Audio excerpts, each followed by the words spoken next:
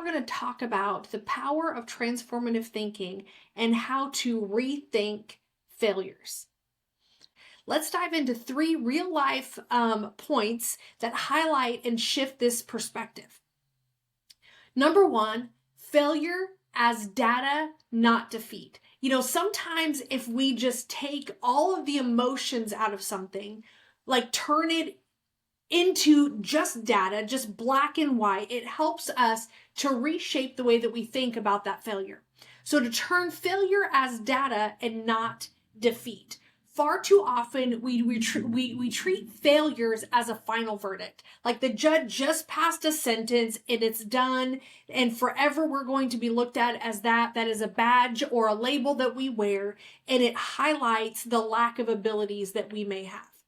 But that's not what it is. Failure, if it's looked at, we saw it oftentimes as data, clues about what works, what doesn't work, and where to focus next. It would completely transform how often we actually step out and try new things. Failure is a learning process. It's about growing. It's about exploring. It's a discovery phase. And how do we know unless we try? How do we know if we're able to do that unless we do? I love music. I love singing. I love everything about it. And I was talking to my husband yesterday. Actually, we were watching a show. I think it was on Bob Dylan. And I just am now realizing, because I usually I don't like that kind of music. I don't like that kind of music. This is more like my jam, my flavor of music, my genre. But I've come to discover that I actually appreciate most music, most genres. And I love, love, love watching American Idol and The Voice. And the reason I'm bringing that up, because I'm talking about it in sense of failures. Now, we're actually watching, if you watch American Idol or you watch The Voice or some sort of competition show, whether it's cooking or sports or extreme sports, any of those kind of things, you realize that people are putting themselves out there and they are going to fail. Now, you want to be the winner, and that's the mindset going into it, that I'm going to win this, that I'm the next American Idol, I'm the next Voice, I'm the next, American Ninja Warrior, or whatever it is, Alone, Naked and Afraid, whatever it is, competition that you're talking about. But realizing that there's one winner in that competition and everyone else is not. And we don't like to say the word loses or loss or failed, because that's how we see it, because we think that that's something wrong with that. But I love what Lionel Richie said. I don't think it was last season on American Idol. I think it was the season before that. And he said this: when you win, you win. But when you lose, you learn. And it's reshaping, reframing the way that we think about failing or loss, or about not hitting the mark. Setbacks or losses are opportunities for growth and not failures. And I want to say this again. Setbacks or losses are opportunities for growth and not failures. Nothing ever accomplished, nothing ever invented, nothing ever started. The plane, the trains, the automobiles, the phones, the computers, the technology, there were a lot of failures before there was any success. And success looks differently. It looks like just moving the needle, just one hair. That's success. The next time you face a setback, you find yourself in that moment where you're going, okay, I have failed and I can't move past this. I am a failure, and you're putting that label on yourself. I want you to take a moment to jot down 3 insights that you are learning in that opportunity. Ask yourself, what can I learn here? Maybe not what am I learning, because you don't feel like you're learning anything yet, but what can I learn here?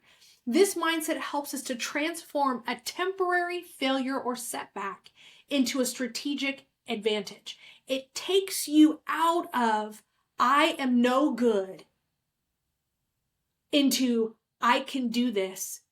I'm learning, I'm growing, I'm honing a new skill, and I haven't got there yet, but I'm going to be strategic, and I'm going to take this as an opportunity to grow and learn and to go that next phase of my life. Reshaping the way that we think about failures, rethinking failures. Number 1, looking at failure as data, not defeat. Number 2, failing forward.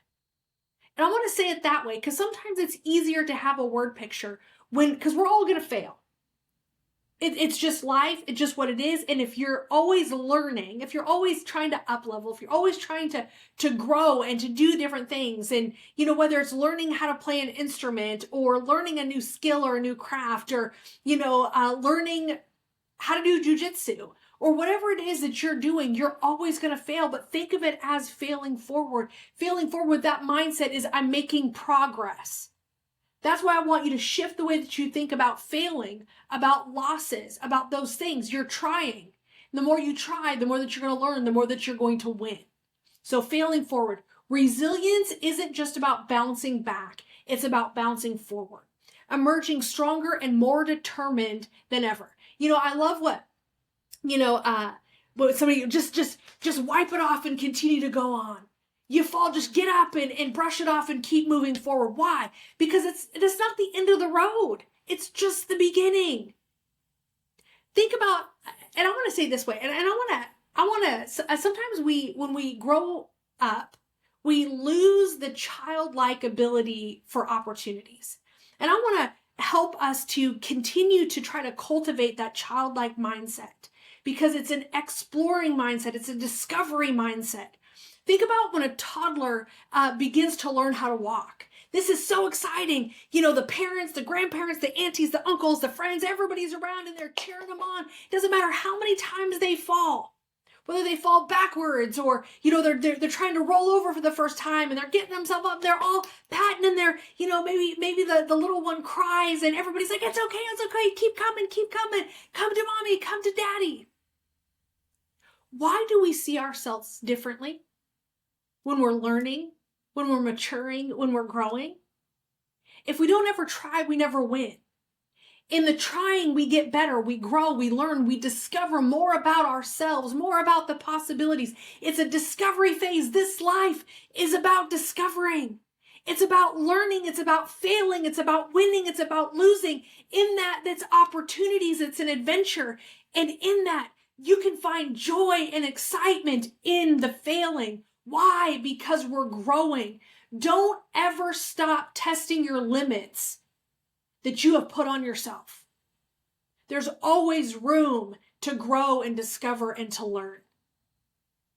Challenge yourself to set a bounce forward plan. Whenever you miss the target, you miss the mark, that could mean you're still learning a new skill. Maybe seek coaching.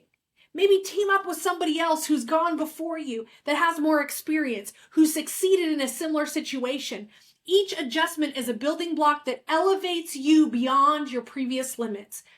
And the last thing I want to talk about, share your journey. You get to be the spark in someone else's journey when you share yours. When someone else has shared, whether it's been, by reading a book or watching someone on a podcast or seeing something in a movie, or, you have a hero or whatever that is. Someone else shared a journey that sparked your wanting to do something. Be that for someone else. Failing isn't shameful. Sharing your failures along with what you've learned can help normalize the fact that everyone stumbles. Everyone fails. It is part of learning and growing. Let's normalize failing. Why? Because it means we're out there trying. And I would rather try and fail 1,000 times than to sit back and get complacent and isolate myself and my hope being stripped away because all of my dreams are gone. I will never achieve anything that I set out to do if I don't try and fail, because trying and failing helps me to learn and grow and become better. It builds trust in your team when you try, you share your failures in your relationships, in your community. Can I tell you, I have failed in every area of my life. Now, I am a person that struggles with being perfect. And for so long, it was so hard for me to say that I was sorry. Not because it didn't tear me up inside. I was always sorry. It always hurt me to let someone else down or to not exceed the expectations that I put on myself and that other people looked at me for. But it meant that I did something wrong, that I wasn't perfect, that I missed that mark in my life. I failed my spouse. I failed as a parent. I failed as a boss and a coworker. I failed in every area of my life. But those moments were moments that transformed who I was and who I've become. It changed the way that I think or the way that I thought. And I realized that, you know what? I'm going to fail. I'm never going to be perfect. That is never, ever going to be me. There was only one perfect man, and that was Jesus Christ, who is 100% God and 100% man. He was perfect. I will never be him. And the realization, there's so much freedom that came when realizing that I am not perfect. So own your mistakes, own your failures. In that moment, when you say you're sorry, when you come and say, you know what, guys, I screwed up. I'm sorry. I didn't mean to do that, or I thought I knew and I did it and I should have listened. And sometimes that's a lot of what ends up happening, at least in my life. But it has actually helped build a stronger foundation in my relationships, build trust. It created more opportunities, and it helped me become stronger personally and my relationships to become stronger. I want to encourage you to set aside time, whether at home or at work, to discuss missteps openly. Saying, you know, oops, I made a mistake. Not nonchalantly or like it doesn't matter, because it does. It affects other people's lives, yours and those around you. But coming and being open so you can learn together. So we begin to remove the stigma and shame of what we think failure is. Because failure is what happens in everyday life, because it means that we're trying new things. We're growing. We're learning. Encourage everyone involved to share lessons gleaned from these failures. It becomes an opportunity, and it begins to enhance transparency that often sparks creativity and paves the way for future success. And I want to leave us here. Transformative thinking about failures means treating every stumble as data, using resilience to fail forward, and sharing your journey so others could learn too.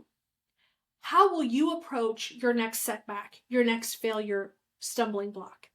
Are you ready to see it as a building block rather than a barrier? I want to invite you to comment in the section below, and let's inspire others to keep moving forward one lesson at a time. Thank you guys so much for joining with me.